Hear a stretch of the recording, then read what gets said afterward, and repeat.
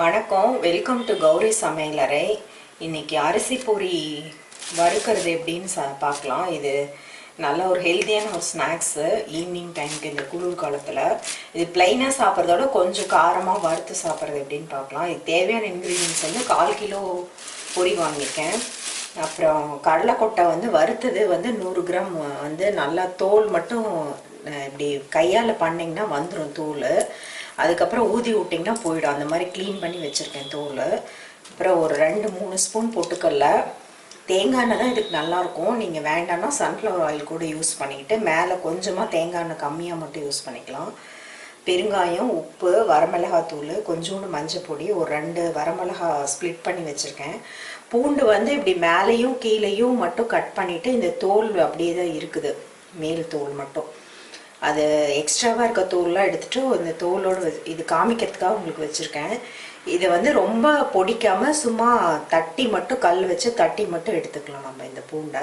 இந்த பூண்டை நான் சொன்ன மாதிரி அம்மியில் வச்சு சும்மா நச்சு மட்டும் எடுத்துட்டேன். ரொம்ப மிக்சியில் போட்டிங்கன்னா ரொம்ப இதாகிடும், தோல் தனியாக வாய்க்கு வர மாதிரி ஆகிடும். இந்த மாதிரி சும்மா ஒரு கல் இருந்தால் நீங்கள் தட்டி கூட வச்சுக்கலாம். அந்த மாதிரி பண்ணி வச்சுருக்கேன். இப்போ இதில் வந்து எண்ணெய் ஊற்றிருக்கேன். சும்மா கொஞ்சம் மட்டும் ஊற்றிருக்கேன், 1 ஸ்பூன் மட்டும். இதில் ஃபஸ்ட்டு கடலைக்கொட்டையை ரோஸ்ட் பண்ணி எடுத்துக்கலாம். ஏற்கனவே ரோஸ்டட் தான், அதனால் சும்மா லைட்டாக ஃப்ரை பண்ணி எடுத்தால் போதும். ஒரு நிமிஷத்துக்கு மட்டும் 30 செகண்ட் இந்த கடலைக்கொட்டை வணங்கினோடனே இந்த பொட்டுக்கல்லையும் ஆட் பண்ணிக்கலாம். இதுலேயே ஆட் பண்ணி ரெண்டையும் சேர்த்து கொஞ்சம் செவக்கிற வரைக்கும் 1 நிமிஷம் எடுத்துக்கலாம். இதில் நல்லா செவந்துருச்சு. இது ஆஃப் பண்ணிவிட்டு உடனே அப்படியே வைக்காதீங்க, தீஞ்சிடும். ஒரு பவுலில் ட்ரான்ஸ்ஃபர் பண்ணிக்கலாம்.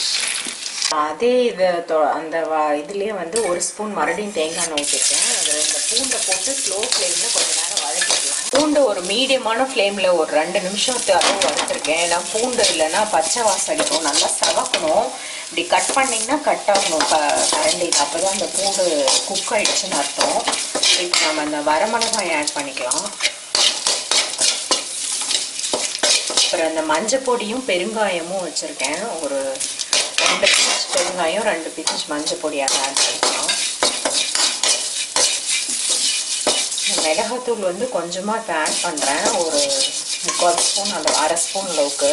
அப்புறம் நம்ம பார்த்துட்டு கூட நம்ம ஆட் பண்ணிக்கலாம். இப்போ வந்து இந்த மிளகாய் மஞ்சள் பொடியெலாம் எண்ணெயில் வதக்கணும். இந்த பொடியை ஆட் பண்ணிக்கலாம். இது நல்லா மிக்ஸ் பண்ணிக்கலாம். இதில் பொரியில் ஏற்கனவே சால்ட் இருக்கும். அடுப்பை ஸ்லோவில் வச்சுருங்க. அதனால் கொஞ்சமாக சால்ட்டு ஒரு ஸ்பூன் அளவுக்கு மட்டும் போடுங்க. கொஞ்சம் காரம்லாம் கம்மியாக இருக்குது, கலரும் கம்மியாக இருக்குது. இன்னும் ஒரு 2-3 பிஞ்ச் மஞ்சள் பொடி ஆட் பண்ணுறேன்.